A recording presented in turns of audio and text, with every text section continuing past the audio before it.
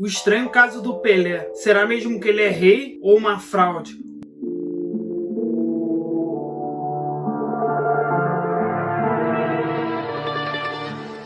Muitos torcedores ainda, nos dias de hoje, levantam essa hipótese que o Pelé não seria tudo isso se jogasse atualmente, principalmente a partir do século XXI. Como Ronaldo Fenômeno, Zidane, Lionel Messi, Cristiano Ronaldo, esses dois últimos jogadores com números assombrosos, uma carreira impressionante, parecida com o do Pelé. E por isso que no vídeo a gente vai esmiuçar um pouco a história desde criança, juventude, adolescência, até a fase meteórica na seleção brasileira, Santos, e posteriormente. Se liga só nesse vídeo aí. Antes de irmos ao vídeo, fortalece se inscrevendo ao canal, dando um joinha aí, que é muito importante pra gente espalhar mais ainda a mensagem para outras pessoas chegar até mais gente, hein? Vamos lá. Hein? Mas pense bem, você acredita que se Messi nascesse daqui a 10 anos, em 2033, ele teria dificuldades? Eu não tenho dúvidas de que ele seria tão talentoso e incrível como sempre foi. O mesmo aconteceria com Pelé.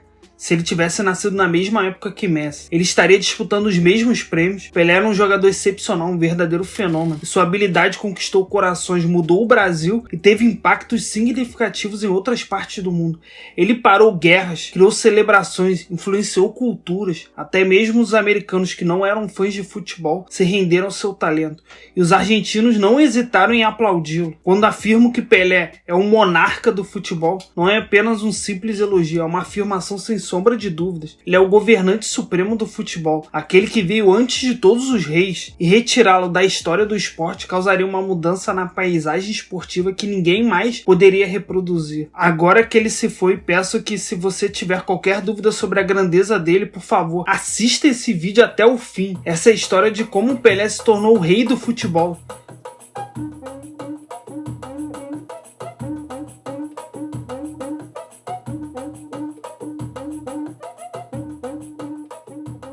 Seu nome verdadeiro era Edson. Se já é difícil não se apaixonar por futebol quando se nasce no Brasil, para Pelé foi ainda mais complicado, pois seu pai era um jogador de futebol de verdade. Se você perguntasse a qualquer pessoa que viu seu pai jogar, eles diriam que ele era até melhor que o Pelé. Na verdade, se você perguntasse a Pelé, ele mesmo diria que seu pai, Dondinho, era para mim o melhor jogador do mundo. Apesar disso, eles não tinham muitas posses. As coisas ficaram realmente difíceis muito rapidamente. Em um momento, seu pai se machucou e o clube parou de pagar seu salário. Então Pelé, ao ouvir que estavam passando dificuldades financeiras, foi até o centro da cidade e começou a lustrar sapatos para ganhar algumas moedas. Você pode estar esperando uma história sobre como todas essas dificuldades levaram Pelé a superar a pobreza através de seu talento no campo.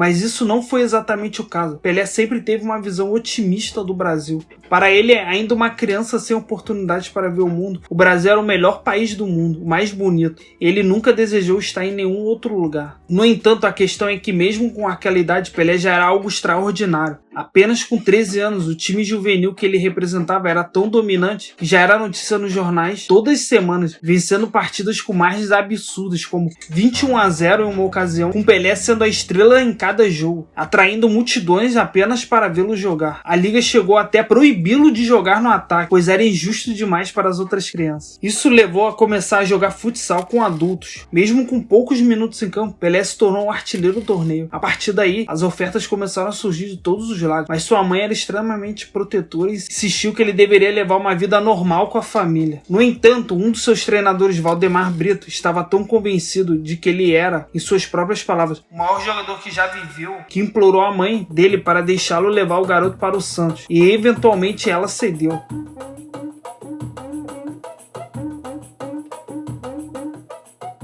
Assim que ele chegou ao Santos, tudo mudou, como se o ar ficasse mais leve. Um olheiro veio saudá-lo, como ele mesmo disse. Ele apertou minha mão com tanta força que soube imediatamente que eu queria tê-lo ao meu lado. E em pouco tempo ofereceram um contrato profissional. Às vezes parece que Pelé provou que o destino é real e que o futebol era a verdadeira vocação. Inicialmente tentaram colocá-lo no time B. Afinal, estávamos falando de um garoto de 15 anos. Mas ele marcou 13 gols nos seus primeiros 10 jogos. E nada foi igual, eles tiveram que colocá-lo para jogar com os adultos, pelo menos para ver de uma vez por todas se ele era humano. Em sua estreia ele fez um gol no primeiro torneio que participou.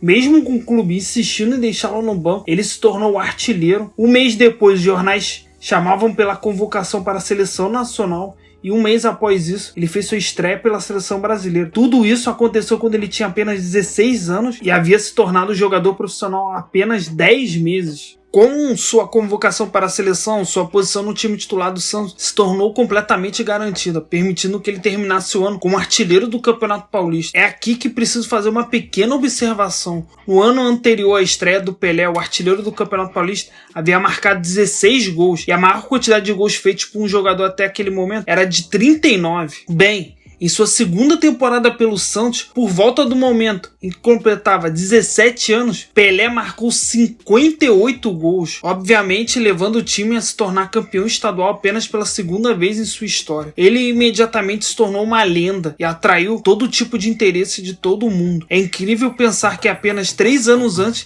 ele estava engraxando sapatos na rua.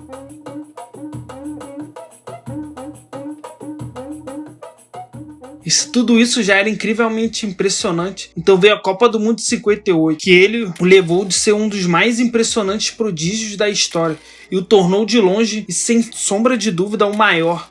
Tudo aconteceu tão repentinamente que, ao viajar para a Suécia, onde o torneio seria realizado, Pelé estava deixando o Brasil pela primeira vez em sua vida. A federação quase desistiu de convocá-lo após um psicólogo realizar testes e concluir que ele não era responsável bastante para participar de um torneio de tamanha importância, considerando-no muito infantil e incapaz de compreender a importância de tudo aquilo. No entanto, seu companheiro de equipe, Zagallo, acreditava que essa característica era o que tornava tão especial, dando-lhe uma confiança absurda, mesmo que pudesse parecer tolice. Afinal, era apenas um garoto de apenas 17 anos. Quando finalmente teve a oportunidade de jogar na Copa do Mundo, ele justificou sua confiança por meio de seu desempenho em campo. Inicialmente, tanto ele quanto Zagallo foram deixados de fora da equipe e somente foram incluídos no terceiro jogo contra a União Soviética, uma partida decisiva para o Brasil avançar no torneio. Nessa ocasião, os jogadores supostamente pressionaram o treinador para colocá-los em campo. Ele enfrentou os desafios que o resultou em 2 conquistas notáveis para Pelé. Tornou-se o jogador mais jovem a participar de uma Copa do Mundo e contribuiu para um dos gols que levaram o Brasil às quartas de final. Nessa fase, Pelé mostrou sua habilidade decisiva ao marcar o único gol da partida com um impressionante movimento acrobático, elogiado por alguns jornais da época como o gol mais espetacular do torneio. No entanto, Pelé foi além do extraordinário ao confrontar Just Fontaine, que havia estabelecido um recorde de 13 gols marcados em uma única Copa do Mundo naquele ano. Surpreendentemente, Pelé superou completamente esse feito, marcando um hat-trick que deixou a equipe francesa completamente para trás e garantiu a vaga do Brasil na final. Isso tudo somado ao seu gol marcado aos 17 anos na Copa do Mundo fez de Pelé um jogador verdadeiramente lendário e incomparável.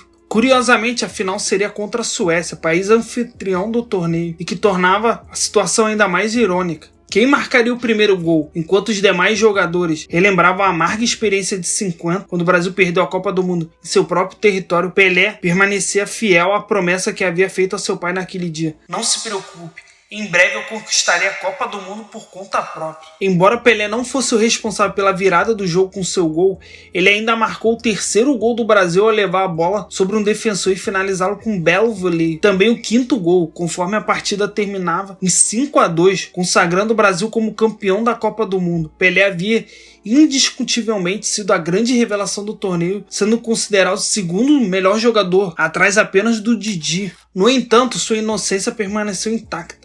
Ao retornar para casa, ele se questionava se seus pais tinham tido a oportunidade de assistir aos gols que marcou. Mal sabia ele que toda a nação havia testemunhado sua brilhante atuação. Desde o momento que ele pisou novamente em solo brasileiro, foi recebido como um verdadeiro herói. A partir daquele momento, ele se tornou o homem mais admirado e querido em todo o Brasil. Como certa vez alguém disse, todos os pais desejavam que Pelé fosse seu filho. Ele personifica o Brasil, sendo o primeiro superstar do futebol, capaz de vender qualquer produto apenas com seu nome. Num piscar de olhos, ele se tornou o primeiro milionário do futebol. De volta ao Santos, tudo mudou significativamente. Antes de Pelé se juntar ao time, eles não eram exatamente uma potência, tendo conquistado apenas um troféu em quase 50 anos de história. No entanto, esse único título havia sido conquistado no ano anterior à sua chegada, que tornou a situação bastante oportuna. Parecia que o melhor time que o clube teve estava aguardando a chegada do melhor jogador que já existiu. Como alguns disseram, parecia que até Deus havia orquestrado essa combinação perfeita. No entanto, no ano seguinte,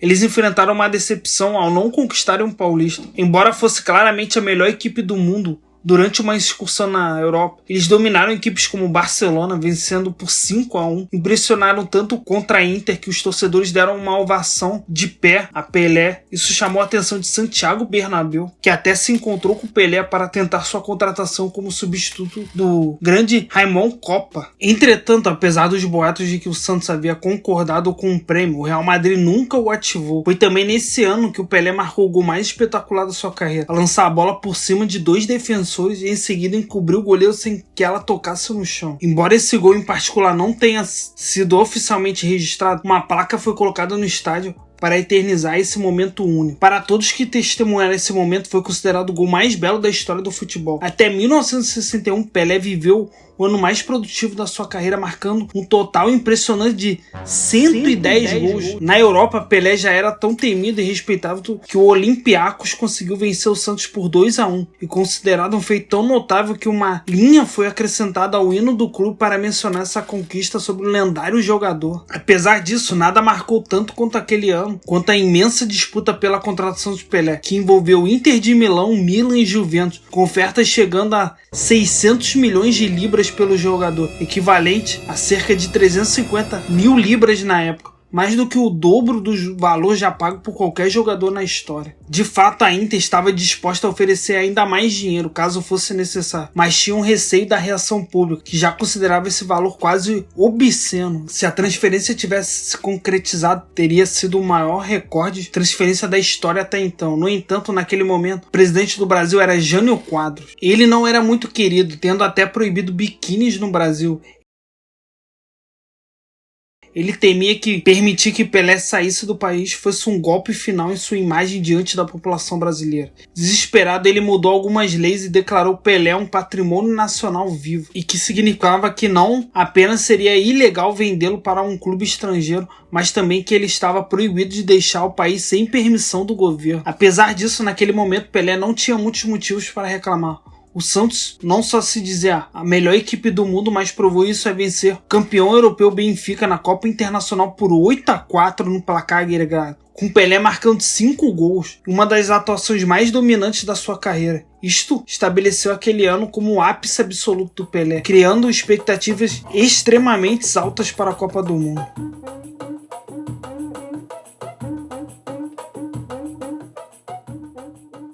No início, tudo correu bem. Pelé marcou um gol e deu assistência contra o México no jogo de abertura, mostrando um bom desempenho. Entretanto, no segundo jogo contra a Tchecoslováquia, a situação mudou quando Pelé arriscou um chute de longa distância e de repente começou a mancar. Nos dias atuais, talvez não houvesse tanta preocupação. Provavelmente diriam, ok, ele está mancando. Tirariam de campo, aplicariam um analgésico e descansaria até o próximo jogo para ele ficar bem. Porém, em 62 não era permitida substituições durante as partidas. Pelé foi obrigado a suportar a dor e continuar jogando até o final da partida, mas após o apito final ficou evidente que ele estava fora da Copa do Mundo. Essa foi sem dúvida a experiência mais agridoce da sua carreira, pois ele teve que assistir os jogos das arquibancadas como torcedor comum, enquanto o Brasil seguia em frente e sagrava campeão mundial mais uma vez. Mesmo diante das adversidades, Pelé sempre manteve seu otimismo. É difícil acreditar, mas as vitórias nas Copas do Mundo transformaram o Brasil de um país com autoestima abalada em uma nação vibrante que nunca deixava de celebrar suas conquistas. Por algum tempo tudo parecia perfeito, no entanto essa alegria foi ofuscada quando os militares assumiram o controle do país, desencadeando uma das fases mais sombrias da história brasileira. Os eventos da Copa do Mundo, somados ao seu casamento fracassado e a pressão da população brasileira para que os jogadores trouxessem o terceiro título mundial, foram um peso enorme para Pelé. Logo o brilho em seus olhos começaram a se apagar. Ele não era mais o jovem radiante que havia conquistado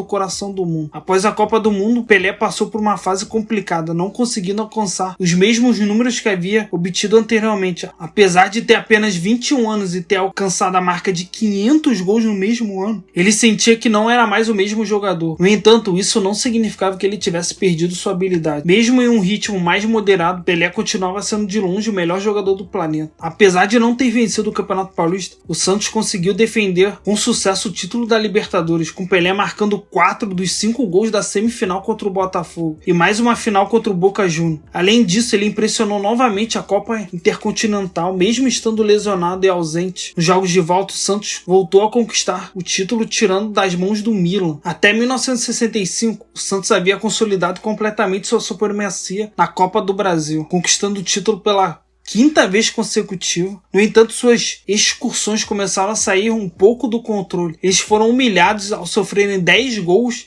em 2 jogos contra o Peñarol e Independente. Isso fez com que os jornais começassem a zombar do time, dizendo que os jogadores se tornaram divas e estavam mais preocupados em viajar do que jogar um bom futebol. No entanto, essa situação pareceu motivar Pelé ainda mais, especialmente porque a Copa do Mundo de 66 estava se aproximando. Ele entrou em uma das sequências mais incríveis da sua carreira, marcando impressionantes 96 gols durante o período. E quando ficou irritado com uma equipe menor que havia se gabado de ter derrotado o Santos na ausência de Pelé, que estava machucado no primeiro jogo, ele se vingou marcando incríveis 8 gols em uma única partida. Em outra ocasião, contra uma equipe completamente diferente, Pelé chegou ao intervalo sem marcar gols. Então ouviu os jogadores rivais dizerem: "Pensei que viemos ver o rei. Onde está o rei?" E bem, nem preciso dizer.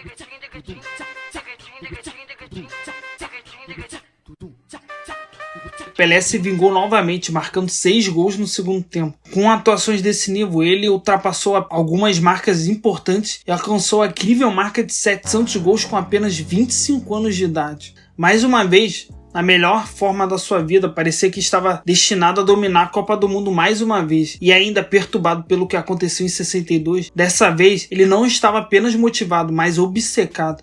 Ele sentia que precisava vencer a Copa do Mundo, uma vitória na Inglaterra, o berço do futebol, um 3º título mundial. Ele sentia que seria o momento perfeito para encerrar sua carreira.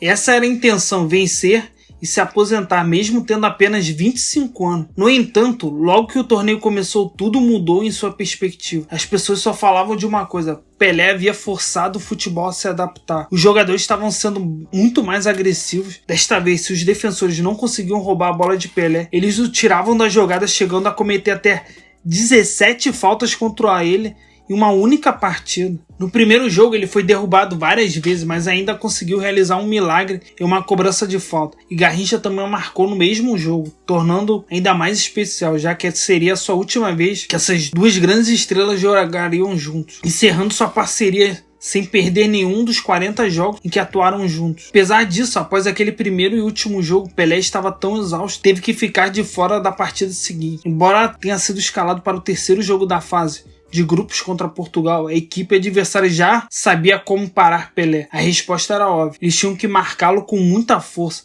a ponto de tirá-lo do jogo. Era a única maneira de detê-lo, e foi exatamente o que fizeram.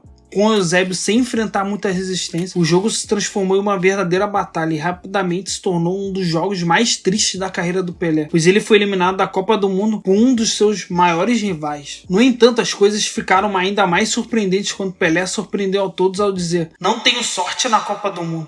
É a 2ª vez que sou eliminado apenas com 2 jogos e decide que nunca mais jogarei outro." Já era estranho que ele considerasse se aposentar tão cedo, mesmo se tivesse vencido, mas tomar essa decisão após uma eliminação tão dolorosa foi ainda mais decepcionante. A partir desse momento em diante, as constantes turnês já pareciam afastar Pelé do Brasil e agora o separavam completamente do país. Em certos momentos, parecia que ele estava evitando algumas memórias dolorosas. No entanto, sua turnê pela África nos proporcionou alguns de seus momentos mais icônicos. No Congo, ele foi escoltado para o jogo em um conversível, acenando para as pessoas como se fosse o Papa. Chegando lá, a seleção nacional do Congo estava tão determinada a vencer o Santos que eles repetiam a partida 3 vezes. Quando finalmente conseguiram derrotar, os jogadores caíram no chão em euforia. E aquele momento se tornou tão importante na história esportiva do Congo que até hoje é feriado nacional. Na mesma linha, eles também jogaram na Nigéria, que estava literalmente no meio de uma guerra civil. No entanto, todos estavam tão animados para vê-lo jogar que um cessar-fogo foi declarado assim que Pelé pisou em um país. A situação chegou ao ponto tão incrível que alguns de seus companheiros de equipe afirmaram em entrevistas que, enquanto estavam lá, não ouviam um único tiro, mas assim que o avião decolou, eles puderam ouvi-lo novamente ao longe. Assim que Pelé chegava, a guerra parecia parar, mas assim que ele partia, ela recomeçava. Nesse ponto, tudo ao redor, em todos os lugares parecia piorar ainda mais. Sempre longe do Brasil, Pelé ouvia as notícias do rádio, os relatos de crimes contra a humanidade e a brutalidade da ditadura no país atingiam níveis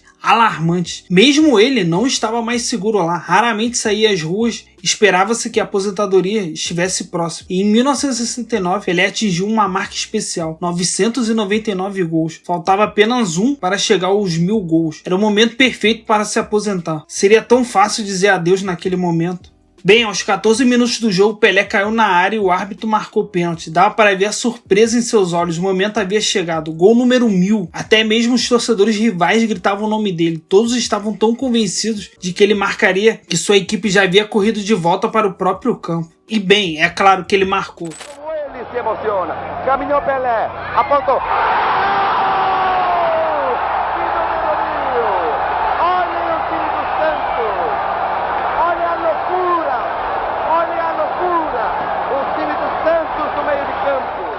Todos invadiram o campo, a partida foi suspensa por 20 minutos, já não se tratava mais de um jogo em si, era algo muito maior, foi a maior conquista no futebol, um momento que definiu uma geração. Pelé era o rei do futebol, o homem que marcou 1000 gols.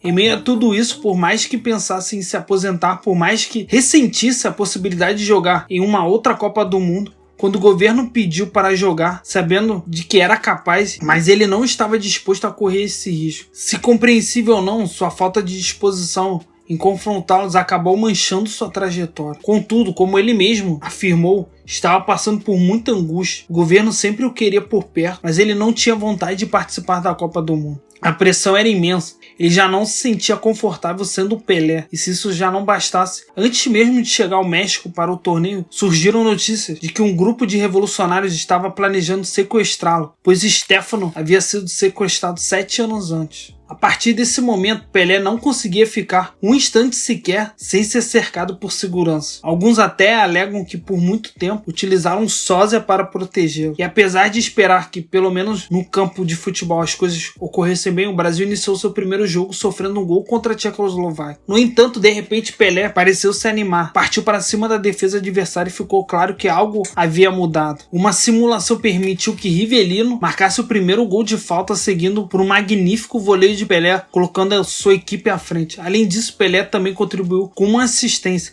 Inicialmente, o Brasil começou o jogo com poucas esperanças, mas ao vencer os campeões mundiais, a Inglaterra, no segundo jogo, com uma assistência brilhante de Pelé para Jairzinho marcar o gol da vitória, o ânimo mudou completamente. Para encerrar a fase de grupos, Pelé dominou o jogo contra a Romênia, marcando 2 gols, um de falta e o outro como atacante, fechando o placar da partida. De repente, o Brasil parecia completamente revitalizado e as 2 partidas seguintes foram verdadeiras demonstrações de força, com Rivelino, Tostão, Jairzinho e Pelé marcando juntos 7 gols. Nesse período, Pelé também exibiu uma das suas jogadas mais icônicas, driblando o goleiro, mas infelizmente ele acabou errando o gol vazio. No entanto, se até então poderia argumentar que Pelé tinha sido ofuscado por seus companheiros de equipe, na final foi diferente. O confronto era contra a Itália, que já havia vencido 2 Copas do Mundo e era considerado uma potência no futebol. E sem dúvida, foi aquela que seria a última partida de Pelé em uma Copa do Mundo. Ele estava tão nervoso com o resultado que durante o trajeto no ônibus até o estádio começou a chorar incontrolavelmente e recusando-se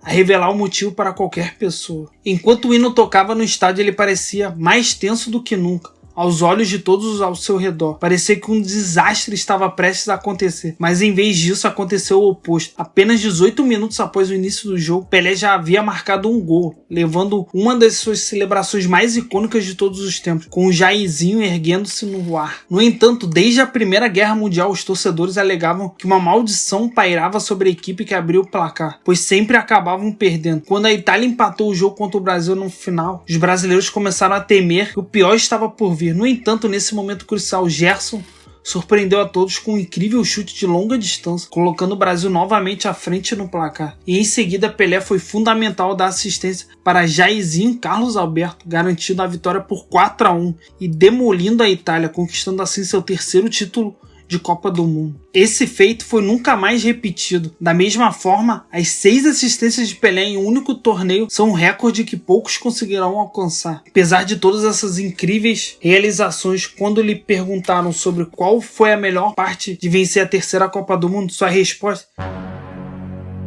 a gente vai deixar no final do vídeo. A partir daquele momento, as coisas começaram a desandar. Pelé ameaçou deixar o Santos devido às disputas contratuais e seus números no campeonato doméstico tiveram uma grande queda, marcando apenas 7 gols em 40 partidas em 71. Ele finalmente se aposentou da seleção brasileira no mesmo ano e 3 anos depois deixou o Santos. Esse deveria ter sido o fim de sua carreira. No entanto, quando Pelé se preparava para uma vida fora do futebol, pediu a seus contadores para fazer uma auditoria e percebeu que não estava tão bem financeiramente como pensava, devido a uma série de investimentos que deram errado. Assim como muitos jogadores daquela época, Pelé foi forçado a retornar da aposentadoria após menos de um ano e embarcar para uma última jornada para garantir seu futuro, buscando a tão desejada aposentadoria. Pelé foi jogar no New York Cosmos,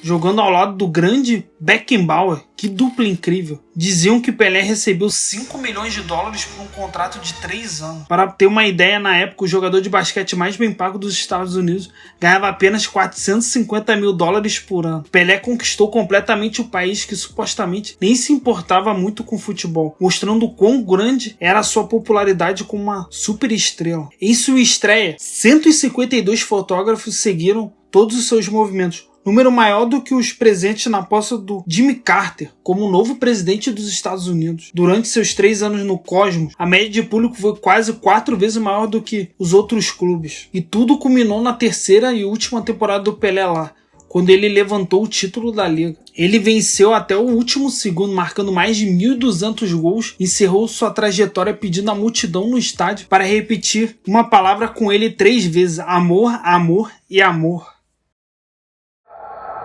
Love, love, and love.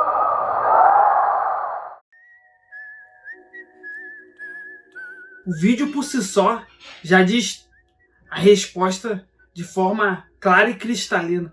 Com certeza o Pelé foi muito rei, será sempre o rei, está muito à frente do seu tempo, parou guerras, tem um legado gigantesco. Dificilmente alguém chegará perto dele, somente pelos feitos, números, recordes. Muito cedo, muito novo, ainda mais com a camisa da seleção brasileira. E aí, se você gostou do vídeo, fortalece aí de novo, mais uma vez, se inscrevendo no canal e curtindo, para chegar aí a mais gente e espalhar a mensagem para alcançar o maior número de pessoas. Valeu, tamo junto. Eu queria saber qual foi a instituição de caridade que ele deu dinheiro. Eu acho que a pergunta está respondida também. O meu último ano de Santos Futebol Clube, entende? Ele pediu um nome, eu vou dar um nome. Eu fiz um contrato com o Santos, jogava para o Santos e para as casas de caridade. Todo o dinheiro que eu ganhei no último ano, eu dei para a FAS, entende? Uma parte foi para o Santos pagou imposto de renda, outra parte foi para a FAS. FAS é uma instituição em Santos que ajuda todas as casas de Santos. Como isso é público, já saiu no jornal há alguns anos atrás, então eu estou dizendo. Agora o resto, os outros, eu acho que eu não preciso dizer. Queria um exemplo, eu dei um exemplo.